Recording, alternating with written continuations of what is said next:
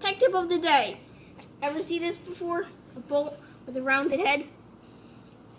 Now it's really stripped. I'm going to show you that it strips. It's really stripped. Slip. Slip.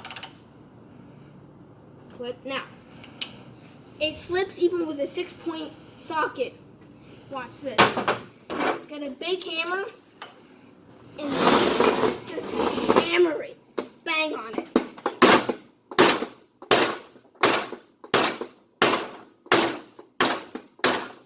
Okay.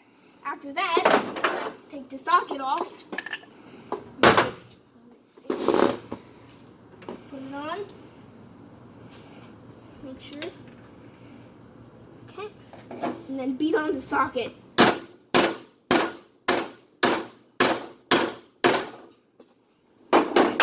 Get your ratchet, put it on, and watch the magic happen.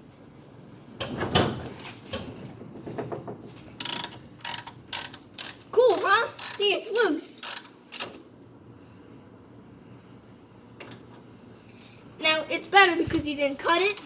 You don't have to do any of that. But you do have to get a new bolt after this.